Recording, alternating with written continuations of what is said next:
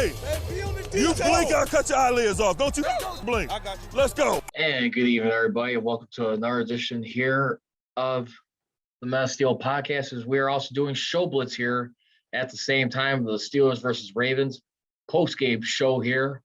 I am, of course, Charles Bradley Richie right now, and Steelers right now at their last week. Pretty much at this point in the season, a week ago, once again hit rock bottom. And I don't know how much more they could sustain at this point. All I know is right now that the Steelers right now, they've snapped a 3-game losing streak. I mean, currently at this point in time, after losing to the Chargers and Bengals here, in the last few weeks, I mean, they avoided a 3-game losing streak. Excuse me, let me just rephrase that there. But nonetheless, right now, they found themselves in a predicament where they had to get going, and they just could not keep letting things get out of hand the way they did. I mean, it sure felt like a 3-game losing streak with that tie they had versus Detroit Lions back on November 21st right now. And here we go right now. You talk about yesterday going into this game, Ben Roethlisberger right there, as ESPN's Adam Schefter was reporting in an article that it was privately noted by Ben Roethlisberger. We haven't heard the official quote, but they were slowly telling teammates behind closed doors that he anticipates this to be his last season for the Steelers pretty much. And you think about everything right now. I mean, you talk about the guy and you look back at the season, and not only that, this last couple of years. I mean, let's be honest. I mean, Ben Roethlisberger's career, I think it slowly had that slow kiss of death when he threw for over 5,000 yards passing back when you had at least Antonio Brown back in 2018.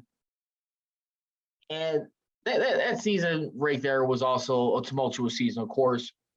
Not having Le'Veon Bell agree to the new contract, there was a little bit more added pressure on there. They thought they had things clicking with James Conner that year as their new feature back to fill in and replicate, if not do anything better than what Bell has already done. So, I mean, you saw that season. I mean, he continues to pass and battle for a sore shoulder for the last couple of years. Ends up getting caught up with him a year later after getting a new deal signed back in 2019. Second game of the season, lost for the season. Comes back last year, tries to get the quick passing game going, take pressure off that elbow. And you look at where things were a year ago. I mean, just the way they stumbled away. I mean, just basically at that point in time right now, I mean, when you look at where they're at right now, I mean, at 6-5-1, and I mean, just basically at this point, you count like December of last year. I mean, basically for that time, 8-1 basically within the last year of going back to last year when they were including 11-0 on December 2nd of last year versus the Baltimore Ravens. I can't believe a year has flown by so quickly right there. I mean, tomorrow will mark the 1-year anniversary when they had their first loss of the 2020 season. I mean, where they only won 1 out of their 5 remaining regular season games. And, of course, being bounced in the playoffs and an ugly exit versus the Browns right there. I mean, people will remember that moment right there. I mean, Ben Roethlisberger being shown on television, sitting next to Marquise Pouncey with his helmet on, tears rolling down his eyes, and just very disappointed and heartbroken how their partnership pretty much came to an end. And you thought about the offseason right there. You fast forward going into it. Art Rowan II has emphasized they need to get back to running the ball. Now, there were some, reports out there or just speculation that Kevin Colbert, he wasn't so reluctant to want to re-sign Ben to a new deal. they actually ended up making that work where they had a avoidable year, which be after this season. It almost seems like it was more Art Ruin's second who signed off on that right now. And I mean, it's deservedly so. I mean, don't get me wrong. When you got a guy like Ben Roethlisberger, who's been around this organization for pretty much his whole career right now, and you look at where the season is at right now, and I just tend to get the feeling when I watch this far from above. I mean, he is definitely slowing down, as we could definitely clearly tell. I mean, for him, just the mobility part. But when you look at everything else aside from that, too, I mean, everything. When you look at his completion percentage, I mean, it's still a fairly respectable, nearly 65%. He's nowhere near 3,000 yards just yet. He's got 2,758 yards for the season with 16 touchdowns and 6 interceptions. So that's still pretty good right there. I just feel right now, I mean, he's definitely has been being an unfamiliar spot where he hasn't been in quite some time and where he's been taking the hits once again as a quarterback here. Last time he sustained a surmisable amount of hits, I mean, in his playing career, you probably had to go back to, I mean, like in recent memory, I probably go back to 2014. 2014, he still got dropped 33 times for 172 yards. Or he threw for 32 touchdowns, 9 interceptions in 2014. So, I mean, his career, I mean, at the end of the day, I mean, for right now, for what it's worth, he's a 6-time Pro Bowler, 2-time Super Bowl champion, never won league MVP, yet alone Super Bowl MVP. But, I mean, definitely a magnificent run. I mean, for his entire career. And I'm not so sure if Mike Tomlin was going to be willing to pull the plug on Ben if they would have lost this game. I don't know. Only time will tell on that. One thing we definitely did know that Mike Tomlin was in no serious move for slacking off this past week, as is evident with music being played during practice by Chase Claypool, which had to be shut down. I seemed to be a little bit agitated on that. He maintained earlier in the week of last week that they were going back to pad practice for that week. And clearly, when you look back at it, I mean, it's definitely the right message to send. But when you look at the current state of the Steelers team right now, I love the fact it feels great to get a win versus the Ravens. The way they did it, it was old school, classic Steelers Ravens football. Maybe not so much necessarily as much the hard hitting, whatever, but it was just that nip and tuck battle throughout that game. I mean, you have few things in here. And Ben Roethlisberger, he knew he had to have this win. If he was going to go right off on a respectable note. I mean, Super Bowl right now, I mean, it's pretty much out the window at this point. Right now, they're still clean for possible playoff contention right now.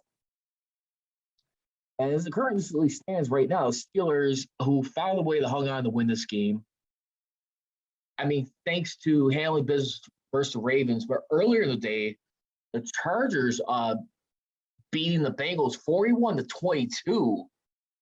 So you gain ground in the division, which is a big plus right there. So now it's a game and a half. And hopefully it's not too little too late. Because to be honest with you, there still seems to be the question right now when we look at this AFC North. I mean, it doesn't look like any clear runaway winner just yet. This is not the NFC East from last year, but it is in this concept where it's like you're not really leading decisively. I mean, if you were to ask me, if it's not the Steelers, I'm taking the Ravens in this division. Yeah, they had a little slip up, hiccup moments. I mean, this year, when you look at it, I mean, losing to the Dolphins in Miami. I mean, basically losing the first game of the year in Vegas to the Raiders right there, who many people thought the Raiders were going to finally have a good turnaround under John Gruden, who's pretty much been forced out of the league due to his mess with the racial comments that was exposed by the Washington football investigation. But still, nonetheless, when you look at what they did, I mean, their losses, and then so far, too, they lost one game to the Bengals right there, where they pretty much got smoked 17-41. And then just their recent loss to the Dolphins prior to that. So, right there, I mean, even the Bengals is another team right there. Granted, the Steelers have managed to combine for 20 points in both those matchups. But, I mean, at the end of the day, they don't seem like they're following up their season properly. The Bengals right now, you think right now, I mean, they're breaking Browns fans' hearts once again. Who the Browns were their team that were expected to take hold of this division, finally win the North. I mean, when you look at it, I mean, it's been kind of like a joke for some reason in many ways here. I mean, the Browns are looking for their first division title. I mean, their franchise since 1989. That's been a long time for Browns fans. But, two, I mean, like I said, you look at the Bengals right now. I mean, who they lose to? They lost to Chicago Bears in Soldier Field, who looks like they're pretty much going to be out of the playoffs. I mean, lost to a good Green Bay Packers team. But, I mean, their funky losses were at New York versus Jets, then at home versus the Browns, and just yesterday to the Chargers, who they lost to on opening week of the start of Joe Burrow's career. And it's got to be pretty frustrating if you're a Browns fan right now. Speaking of the Browns right now, when they come off their bye, they're going to be locking up hosting the Baltimore Ravens. So we shall see where the dust continues to settle in right now. Because I tell you what, you have to have this game right now in the short turnaround. You got the Minnesota Vikings coming up this Thursday night football in Minnesota at US Bank Stadium. If Ben Roethlisberger is going to have any decency, being remembered for a decent season, you have to make this run now. There is no more room for error right now.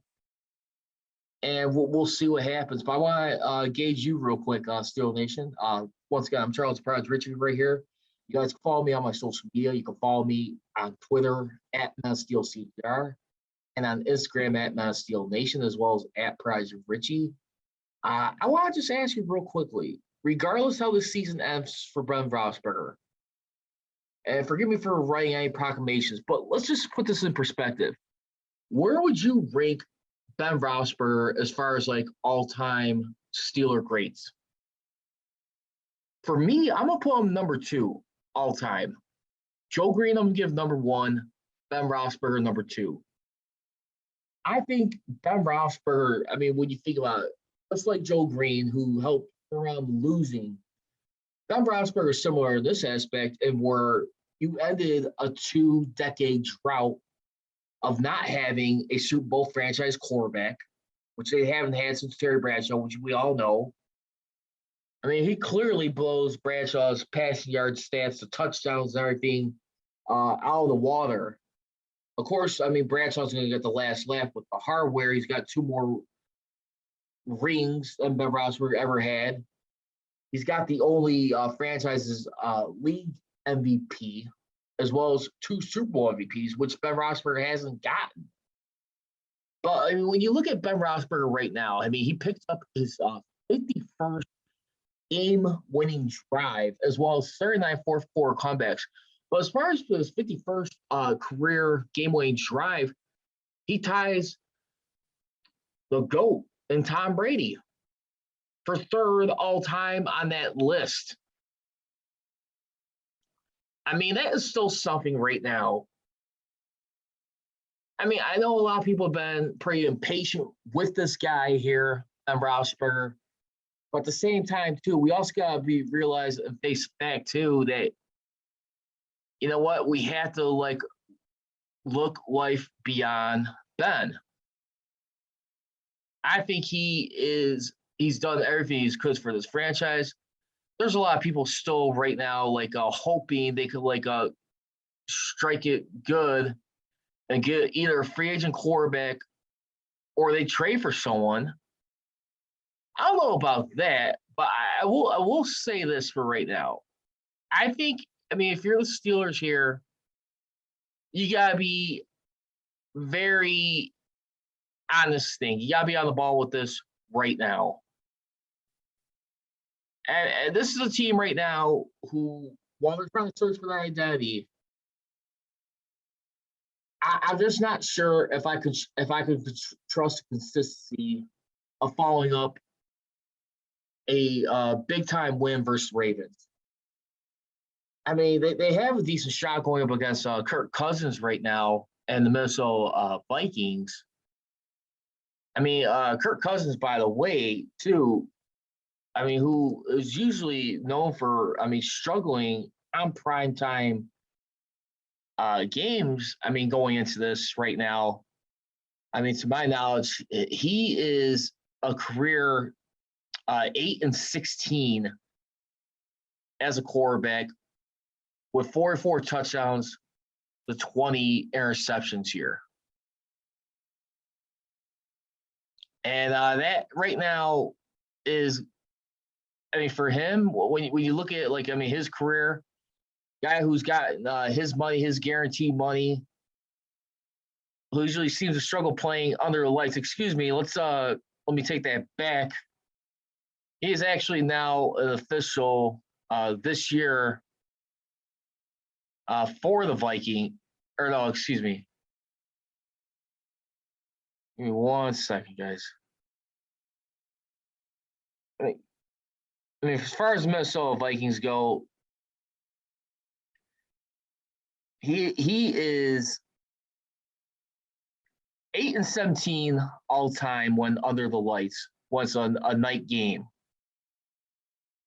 I mean, his last win came versus Chicago Bears in Soldier Field last year on November 16th. But you got to think right now, I mean, the Vikings right now, they still got something to play for, too. I mean, in their playoff position battle. So both teams will be having a lot to play for coming up this week. There's a lot of people predicting in the media right now. When you look at the Vikings right now, where they're at, I mean, you got Mike Zimmer. A lot of people are expecting them to move on from Mike Zimmer, the Vikings. I mean, Mike Zimmer, I think, has done a phenomenal job, I mean, with this team, keeping them in contention.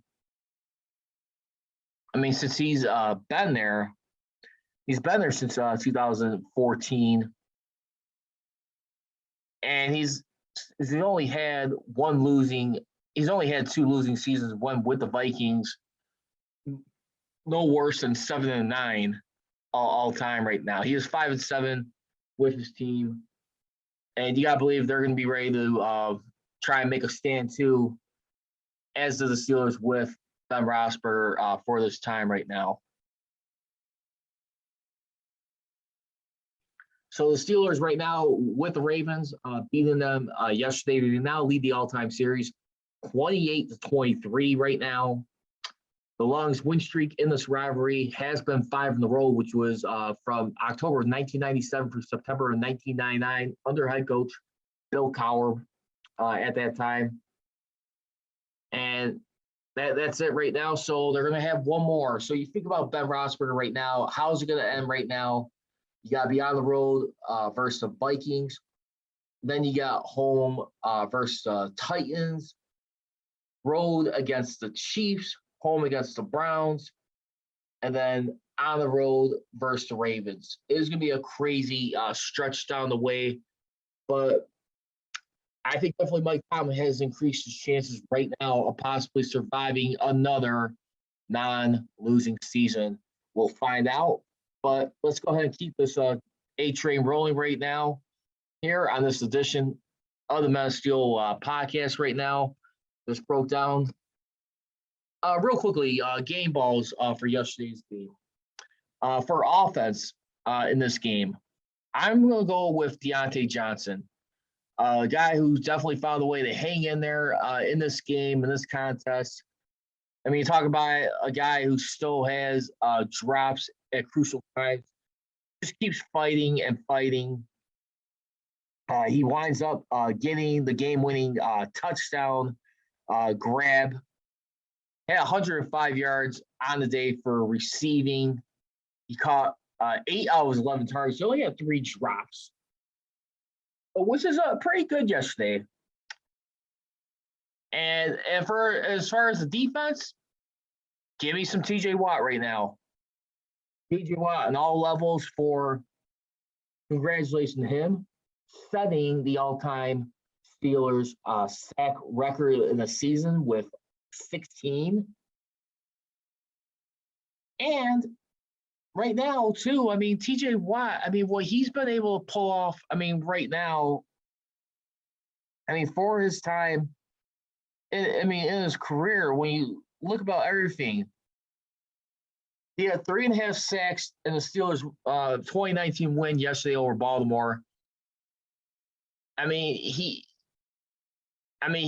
matched James Harrison with sacks in the season since 2008 of 16. I don't know about you, but I'm gonna go ahead and dip in the fair or foul right now. Fair or foul right now, and I put this poll on Twitter here last night, and just kind of give you guys some of the polling results as we're looking at it. I had 45 votes. Thank you very much for voting. Go ahead and check it out on the Men of Steel at Men of Steel CGR on Twitter. Feel free to check it out. I got a poll if you guys. We've got 1 hour left to go to vote. So the voting will conclude at 10 o'clock Central Time. So TJ Watt right now, he needs 7 sacks to pass Michael Strahan for the most sacks in a single season in the NFL. So not only is he tied with James Harrison for, the Steelers single season sack record, he's got a chance to match and pass Hall of Famer Michael Strahan, who actually had 22.5 sacks, all with the Giants right there. He went in as a defensive end. Right there, when you look at it, that would definitely be an honor. And the cool thing I like about that, too, that record was set 20 years ago. So who's to say that 20 years later that TJ Watt could be the recipient? Michael Strahan had 22.5, and the sack that he got on was on Brett Favre, and I believe it was the final game of the season right there for the New York Giants right there. But there you go. You have Al Baker right there on the unofficial list that we found out this past summer, too. They got the unofficial sack leaders, too, with the Detroit Lions back in 1978. He has 23. So if you want to be technical, it's 23.5. But since sacks have been recorded as an official stat since 1982, it needs to be at least 23 sacks right now. So there you have it. Fair or foul that TJ Watt will pass the single season sack record. I'm going to give it a fair chance, but we all know that teams are going to find a way to limit him, slow him down. His work ethic. You think about a guy who's been, playing through groin injury, hip, shoulder, whatever he's had to go through. Getting the big payday. Keeping himself ready in camp with individual drills. Even though he had to distance himself from teammates, he was still present. Some people were a little concerned. You had Keith Butler making some comments, sticking up for him, why he was not participating with his teammates. He got his new money done. Just time for the season. and he has been balling all year. I would definitely make the argument, though, too, at the same time. You could probably argue that Cam Heyward may be the guy who next is in line for team MVP. And fair or foul, Cam Heyward gets team MVP this year. I'll say fair on this one. I like TJ Watt, but I think Cam Heyward is definitely showing a little stuff right now. He looks like a guy right now. I mean, Cam Heyward, I mean, when you look at him, I mean, you think about how he chased down the Chargers, I think Justin Herbert, whoever, or one of the offensive players. I mean, for a guy who's earned, I mean, late in his career, he's got 4 Pro Bowls, 2 All-Pros right now. He's looking good to get like a 3rd All-Pro honor in my book right now. I mean, he's got 7 more total tackles than he did a year ago. He's got 61. He had 54 last season. His career high total tackles in the season as a Steeler for him was 83 back in 2019. But as far as like with the sacks, career-wise, that was back in 2017. He had 12 that year. So you look at the all-time Steelers sack leaders now, officially now. You have on there, of course, James Harrison. He is number 1 at 80.5, followed by Jason Gilliam. Number 3 comes in TJ Watt, was 6'5.5. Cam Heyward at 6'4.5 for 4th. That is going to be one interesting, exciting thing right now. I mean, it's still about making playoffs. See if they could get another chance at a Super Bowl. Like I said, Super Bowl, I'm highly doubting at this point. But you have to, I mean, if you're going to end the season with any type of pride and not embarrass yourself going on the way out, time is now. And I will say this on record right now, and I love Mike Tomlin to death. He gets all the accolades in the world for not having a losing season. But to me, in my eyes, if it's a non-losing season at, say, 8-1 or 9-7-1, but you're not only out of the playoffs, last place in the division, I'm going to tell you right now, it's not going to look all that impressive. I mean, it's still impressive for his career record, but last thing you want to do is find yourself in a position where you were in over 33 years, 1988, where they were last place in the AFC Central. And this would be the first time they'd be in last place under the new division format that came out in 2002 in the AFC North Division. I'm hoping that is not the case right now. And real quick before we get out here, Missy Matthews, who's a team reporter and also one of the hosts of Steelers Live, The Extra Point, alongside guys like Bob Papiani, Bob Labriola, and others who do contribute. She said that the Steelers didn't practice on Monday, but they did an estimation in terms of the injury report. She said Ben Roethlisberger didn't practice, listed with a pec and shoulder.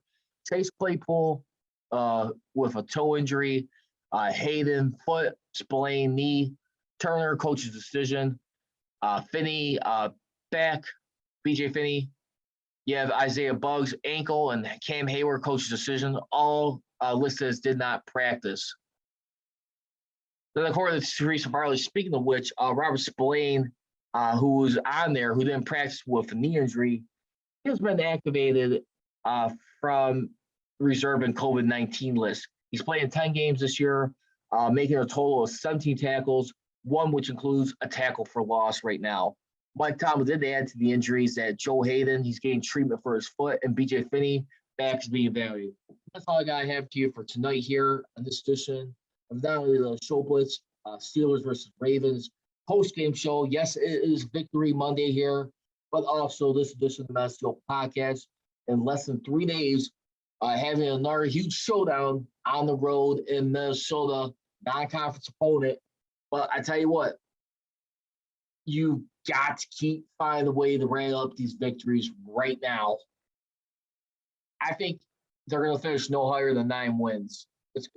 They ain't going to get any higher than that at this point. I think 8 is the floor for right now. So that'll do it. Once again, you guys can follow me on Twitter at MetaSteelCGR and on Instagram at MetaSteelNation. So I'll leave you. Don't be trolling, be rolling. Here we go, serious. Here we go. I got it.